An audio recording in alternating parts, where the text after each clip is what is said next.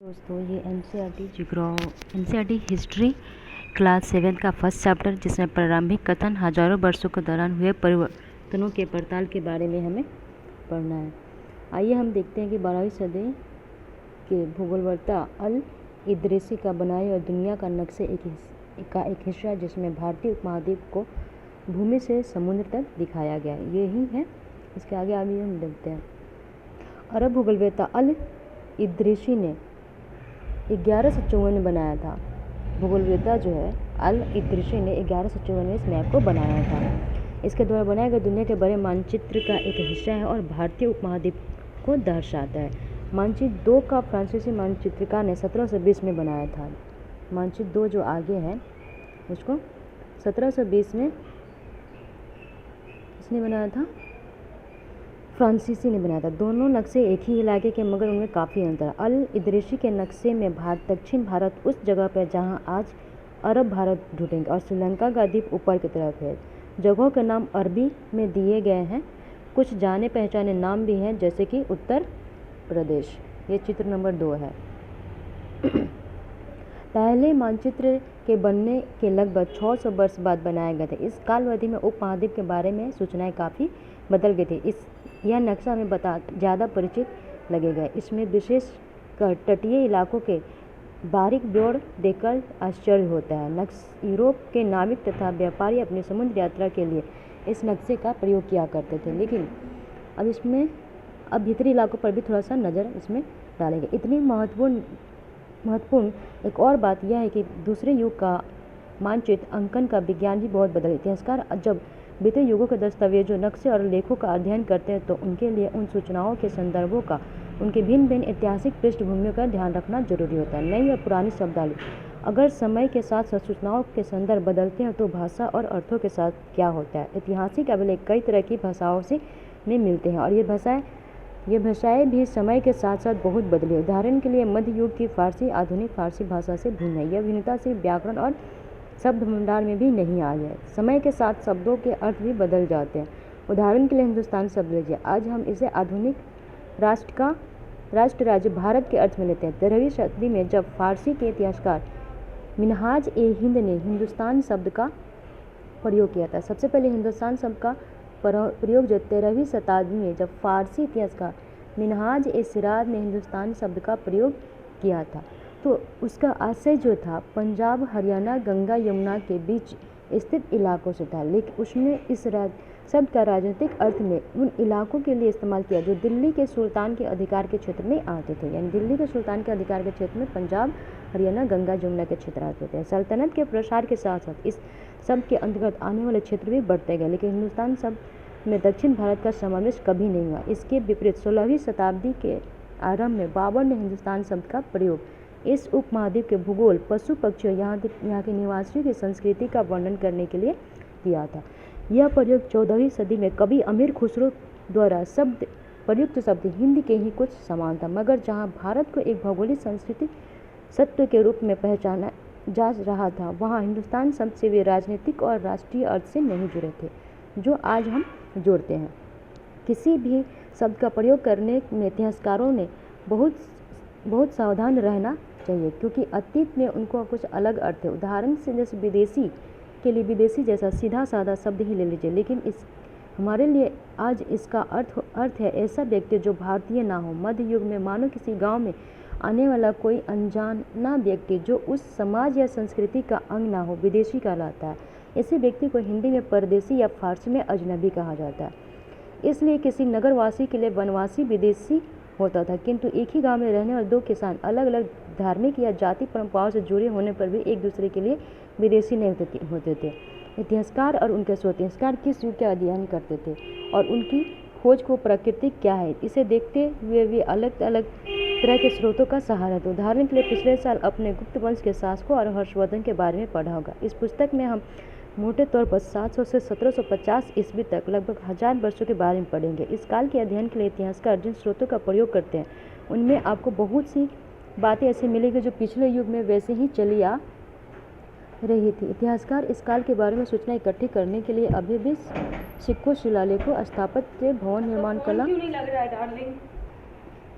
अभी भी सिक्कों, शिलालेखों, स्थापत्य जिसको भवन निर्माण कला तथा लिखित सामग्री पर निर्भर करते हैं, पर कुछ बातें पहले से काफ़ी भिन्न है। इस युग में प्रमाणिक लिखित सामग्री की संख्या और विविधता आश्चर्य रूप से बढ़ गई है। आगे इतिहासकार सूचनाओं के दूसरे प्रकार के स्रोतों का भी इस्तेमाल करते हैं। उसके बाद से देखें कागज़ का 13वीं शताब्दी में एक विद्वान ने एक पुस्तक को प्रतिलिपि के प्रारूप पढ़ी। उसके पास उतना कागज़ नहीं था। उसके लिए उसने एक ऐसी पांडुलिपि को धो डाला जिसकी उसे ज़रूरत नहीं थी। उसे कागज़ को सुखाकर इस्तेमाल किया जाता है। एक सदी बाद जब आप बाज़ार से कोई खाद्य पदार्थ खरीदते तो हो सकता है कि आपकी किस्मत अच्छी हो, वो दुकानदार वह वस्तु कागज़ में लपेट कर देता था। धीरे धीरे कम इस समय के दौरान कागज़ क्रमशः सस्ता होता गया और बड़े पैमाने पर उपलब्धि होने। लोग धर्म ग्रंथ, शासकों के वृत्तांत, संतों के लेखन तथा उपदेश, अर्जियाँ, अदालतों के दस्तावेज, हिसाब तथा करों के खाते आदि लिखने में इसका प्रयोग करने लगे। धनी व्यक्ति, शासक, जन, मठ तथा मंदिर पांडुलिपियाँ एकत्रित किया करते थे। इन पांडुलिपियों के पुस्तकालयों तथा अभिलेखागारों में रखा जाता था। इन पांडुलिपियों तथा दस्तावेजों से इतिहासकारों को बहुत सारी विस्तृत जानकारियाँ मिलती हैं, मगर साथ ही इनका उपयोग कठिन है। उन दिनों छापेखाने तो थे नहीं, इसलिए लिपिक या नकलन विस हाथ से ही पांडुलिपियों की प्रतिकृति बनाते थे। अगर आपने कभी किसी मित्र के गृह कार्य की नकल उतारी है तो आप जानते होंगे कि यह काम आसान नहीं है। कभी कभी आपको अपने मित्र की लिखावट समझ में नहीं आती होगी और आपको मजबूर होकर अंदाज़ा ही लगाना पड़ता होगा कि क्या लिखा गया। फलस्वरूप आपके लिखे में मित्र के लिखे हुए से कुछ मोटे मोटे उसके बाद देखिए अभिलेखागार ऐसा स्थान जो है जहाँ दस्तावेज और पांडुलिपियों को संग्रहित किया जाता है। आज सभी राष्ट्रीय और राज्य सरकारों के लिए अभिलेखागार होते हैं, जहाँ वे अपने तमाम पुराने सरकारी अभिलेख और लेन देन के ब्यौरों का जो है रिकॉर्ड रखते हैं। ये कुछ छोटे मोटे उसके बाद से इसमें भी दिया गया कुछ। यह एक लघु चित्र की प्रकृति है जिसमें एक लिपिक किसी पांडुलिपि की नकल कर रहा है। इसमें इसकी लंबाई और आकार जैसे छोटे आकार के इसे लघु चित्र या मिनिएचर कहा जाता है। कभी कभी इन लेखों का प्रयोग आई पांडुलिपि को स्पष्ट प्रदान करने के लिए किया जाता है कि आगे चलकर संग्रहकर्ता अक्सर इन चित्रों को पांडुलिपि से अलग करके बेचते थे। लेकिन महत्वपूर्ण अंतर आ जाते हैं। पांडुलिपि की प्रतिलिपि बनाने में भी कुछ यही होता है। प्रतिलिपि बनाते हुए लिपिक छोटे मोटे फेरबदल करते चलते थे। कहीं कोई शब्द, कहीं कोई वाक्य, सदी दर सदियाँ प्रतिलिपियाँ की भी प्रतिलिपियाँ बनती रहती रही और अंततः एक ही मूल ग्रंथ की भिन्न भिन्न प्रतिलिपियाँ एक दूसरे से बहुत ही अलग हो गई। इससे बड़ी गंभीर समस्या उत्पन्न होगी क्योंकि आज हमें लेखक की मूल पांडुलिपि शायद ही कहीं मिलती है। हमें बाद के लिपिकों द्वारा बनाई गई प्रतिलिपियों पर ही पूरी तरह निर्भर रहना पड़ता है। इसलिए इस बात का अंदाज़ा लगाने के लिए कि मूलतः लेखक ने क्या लिखा था, इतिहासकारों को एक ही ग्रंथ की विभिन्न प्रतिलिपियों का अध्ययन करना था। कई बार लेखक स्वयं भी समय समय पर अपने मूल वृत्तांत में संशोधन करते थे। इसके बाद से इधर देख लेते लिखावट के भिन्न प्रकार शैली क्रम फारसी और अरबी पढ़ने में कठिनाई हो सकती है। नस्मतक लिपियाँ जो बाईं ओर से वर्ण जोड़कर धारा प्रवाह के रूप में लिखते हैं। फारसी और अरबी के जानकारों के लिए इस लिपि को पढ़ना आसान था। शिकस्त लिपि दाईं ओर से अधिक संघन और संगठित होते थे। उसके बाद से आते हैं कि 14वीं शताब्दी में इतिहासकार जियाउद्दीन बर्नी ने अपना वृत्तांत पहली बार 1356 में और दूसरी बार इसके 2 वर्ष बाद लिखा था। इन दोनों में अंतर था, लेकिन इतिहासकारों तक 1971 तक इतिहासकार को पहली बार वाले वृत्तांत की जानकारी ही नहीं थी। पुस्तकालयों को विभिन्न संग्रहों में कहीं दबा पड़ा था। नए सामाजिक और राजनीतिक समूह सन 700 और 1750 के बीच 1000 वर्षों का अध्ययन इतिहासकारों के आगे भारी चुनौती रखता है। मुख्य रूप से इसलिए कि इस पूरे काल में बड़े पैमाने पर और अनेक तरह के परिवर्तन हैं। इस काल में अलग अलग समय पर नई प्रौद्योगिकी के दर्शन होते हैं, जैसे सिंचाई में रहट, कटाई में चरखे और युद्ध में आग्नेयास्त्रों यानी बारूद वाले हथियार का इस्तेमाल। इस उपमहाद्वीपों में कई द्वीपों में नई तरह के खान पान भी आया, आलू, मक्का, मिर्च, चाय और कॉफ़ी। ध्यान रहे कि ये तमाम परिवर्तन नई प्रौद्योगिकी और फसलें उन लोगों के साथ आए जो नए विचार भी लेकर। परिणाम स्वरूप यह काल आर्थिक, राजनीतिक, सामाजिक और सांस्कृतिक परिवर्तनों का भी काल रहा। इस युग में लोगों की गतिशीलता, एक स्थान से दूसरे स्थान पर आना जाना भी बहुत बढ़ गया था। अवसर की तलाश में लोगों के झुंड दूर दूर की यात्राएं करने लगे थे। इस उपमहाद्वीप में अपार संपदा और अपना भाग्य गढ़ने के लिए अपार संभावनाएं मौजूद थी। इस काल में जिन जिन समुदायों का महत्व बढ़ा उनमें से एक समुदाय था राजपूत, जिसका नाम राजपुत्र यानी अर्थात राजा का पुत्र से निकला। 8वीं से 14वीं सदी के बीच यह नाम आमतौर पर योद्धाओं के उस समूह के लिए प्रयुक्त होता था जो क्षत्रिय वर्ण के होने का दावा करते। राजपूत शब्द के अंतर्गत केवल राजा और सामंत वर्ग ही नहीं बल्कि वे सेनापति और सैनिक भी आते थे जो पूरे उपमहाद्वीप में अलग अलग शासकों के सेनाओं में सेवारत थे। कवि और चारण राजपूतों की आचार संहिता प्रबल पराक्रम और स्वामी भक्ति का गुणगान करते थे। इस युग में राजनीतिक दृष्टि से महत्व हासिल करने के अवसरों का लाभ मराठा, सिख, जाट, अहोम और कायस्थ मुख्यतः लेखकों और मुंशियों का कार्य करने वाली जाति आदि समूहों ने भी उठाए थे। इस पूरे काल के दौरान क्रमशः जंगलों की कटाई होती रही और खेती का इलाका बढ़ता जाता। कुछ क्षेत्रों में यह परिवर्तन अन्य क्षेत्रों की अपेक्षा अधिक तेजी से और पूरे तौर पर हुआ था। पर्यावास में परिवर्तन के कारण कई वनवासियों को मजबूर होकर अपना स्थान छोड़ना पड़ा और कुछ और वनवासी जमीन की जुताई करने लगे और कृषक बन गए। कृषकों के ये नए समूह क्षेत्रीय बाजार मुखिया, पुजारियों, मठों और मंदिरों से प्रभावित होने लगे। वे बड़े जटिल समाजों के अंग बन गए। उन्हें कर चुकाने पड़ते थे और स्थानीय मालिक वर्ग की बेगार करने परिणाम स्वरूप किसानों के बीच आर्थिक और सामाजिक अंतर उभरने लगे। कुछ के पास ज़्यादा उपजाऊ जमीन होती, कुछ लोग मवेशी भी पालते थे और कुछ लोग खेती से खाली समय में दस्तकारी आदि का काम कुछ कर लेते। जैसे जैसे समाज के अंतर बढ़ने लगे लोग जाति और उपजातियों में बंटने लगे। जैसे जैसे क्या होता है, जाति और उपजाति में कब बटे थे, जब उनके कुछ लोग मवेशी पालते थे और कुछ लोग खेती में खाली समय दस्तकारी का कुछ काम करते। जैसे जैसे समाज में अंतर बढ़ने लगा लोग जातियों और उपजातियों में बढ़ने लगे। उनके पृष्ठभूमि व्यवसाय के आधार पर उन्हें समाज में ऊंचा नीचा का दर्जा भी दिया जाना है। ये दर्जे अस्थायी नहीं थे। किसी जाति विशेष के सदस्यों के हाथों में कितनी सत्ता, प्रभाव और संसाधनों को नियंत्रण है उसके आधार पर उसके दर्जे बदलते। एक ही जाति के किसी क्षेत्र में कोई दर्जा हो सकता था और किसी अन्य क्षेत्र में कोई और। अपने सदस्यों के व्यवहार का नियंत्रण करने के लिए जातियाँ स्वयं अपने अपने नियम बनाते थे। इन नियमों का पालन जाति के बड़े बुजुर्गों की एक सभा करवाते थे जिसे कुछ इलाकों में जाति पंचायत कहा जाता है। लेकिन जातियों को अपने निवास के गाँव में रिवाजों का पालन भी करना पड़ता था। इसके अलावा कई गांव पर मुखियाओं का शासन होता। वे मिला जुलाकर भी किसी राज्य की एक छोटी इकाई भर होती थी। इसके बाद है क्षेत्र और साम्राज्य। चोल, तुगलक या मुगल, जिसे अध्याय 2, 3, 4 में बड़े बड़े राज्यों के अंतर्गत सारे क्षेत्र आते हैं। दिल्ली के सुल्तान गियासुद्दीन तुगलक, दिल्ली के जो सुल्तान थे गियासुद्दीन बलबन 1266 से 1287 के एक प्रशंसक के संस्कृत परिस्थिति में उसे एक विशाल साम्राज्य का शासक बताया जो पूर्व में बंगाल गौड़ से लेकर के पश्चिम में अफगानिस्तान के गजनी यानी गजन तक फैला हुआ था और जिसमें संपूर्ण दक्षिण भारत यानी द्रविड़ भी आ जाता था। गौड़ आंध्र, केरल, कर्नाटक, महाराष्ट्र, गुजरात आदि क्षेत्रों के लोग उसकी सेना मिस्र के सहवोदन द्वारा मसालिक अल बसरी फी मलालिक अल अमसर के अनुसार मोहम्मद मुगलक के राज्यकाल में दिल्ली सल्तनत के अंतर्गत आने वाले प्रांत यानी कि सारे इसमें प्रांत दिया गया। फर्स्ट जो है वो सिविस्तान है, सेकेंड जो है वो उच्च है, थर्ड जो है मुल्तान है, कालानौर है, लाहौर है, शमाना है, सरस्वती है, कोहराम है, हाँसी है, दिल्ली है, बदायूं है, कनौज है, कड़ा है, अवध है, बिहार है, लखनौती है, जाजनगर है, मालवा है, गुजरात है, देवगिरी है, तेलंगाना है, तेलंग, द्वार समुद्र और महाबार, जो कि ये फर्स्ट नंबरिंग करके दिया गया है कि कौन किस कहाँ पे और किस नदी के किनारे भी ऐसे क्वेश्चन बन सकते हैं। कि आगे प्लान कर देते हैं। इसका विजय अभियान के इन दावों की अतिशयोक्तिपूर्ण मानते थे। साथ ही वे यह समझने की कोशिश में भी लगे रहते कि शासक लोग इस उपमहाद्वीप में भिन्न भिन्न भागों पर अनेक अधिकार का उल्लेख क्यों करते हैं। उसके बाद से यहाँ पे देखते हैं कि भाषा एवं क्षेत्र।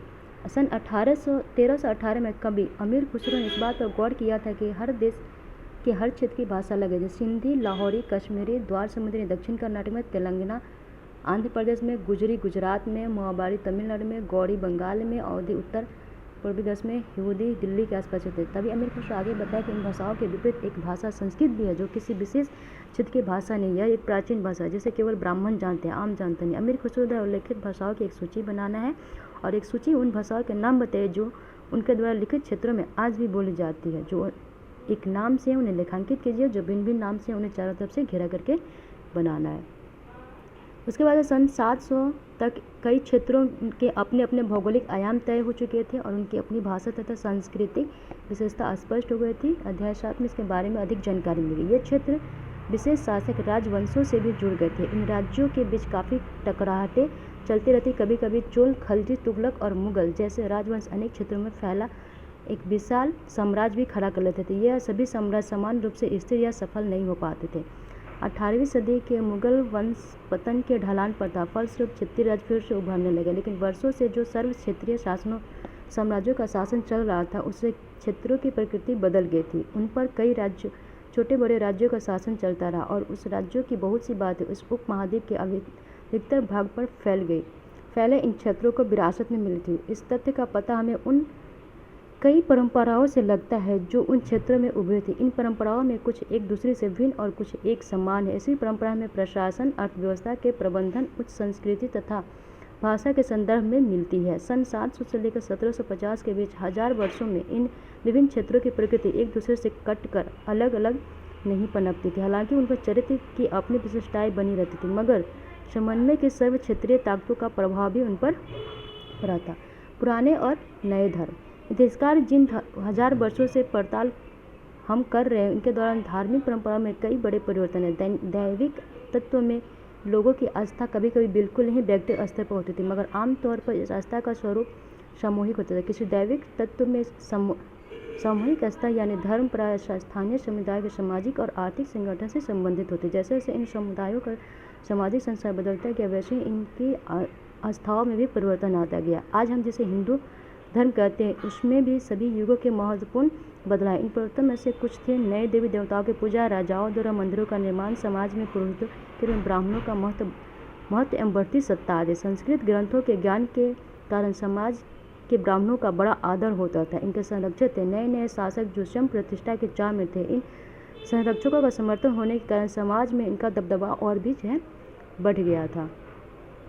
इसके बाद इस युग में एक महत्वपूर्ण परिवर्तन भक्ति की अवधारणा के रूप में आया। इसमें ईश्वर की कल्पना एक ऐसे प्रेमल इष्ट देवी देवता के रूप में की गई जिस तक पुजारियों के विशद कर्मकांड के बिना ही भक्त स्वयं पहुंच सके। इस विषय में और साथ ही दूसरी परंपराओं के बारे में आपको जानकारी अध्याय 6 में मिलेगी। यही वह युग है जिसमें इस उपमहाद्वीप में नए धर्मों का भी आगमन हुआ। कुरान शरीफ का संदेश भारत में पहले 7वीं शताब्दी के व्यापारियों और अप्रवासियों के जरिए जो पहुंचा था, यानी कुरान शरीफ जो है भारत में 7वीं शताब्दी में व्यापारियों के जरिए पहुंचा था। मुसलमान कुरान शरीफ अपना धर्म ग्रंथ मानते हैं, केवल एक ईश्वर अल्लाह की सत्ता को स्वीकार करते हैं जिनका प्रेम, करुणा, उदारता अपने में आस्था रखने वाले हर व्यक्ति को गले लगाता है, चाहे उस व्यक्ति की सामाजिक पृष्ठभूमि कुछ भी रही हो।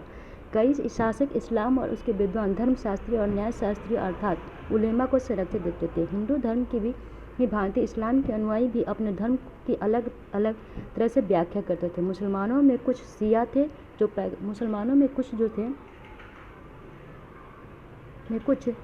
थे जो पैगंबर साहब के दामाद यानी अली को मुसलमान का विधि सम्मत नेता मानते थे।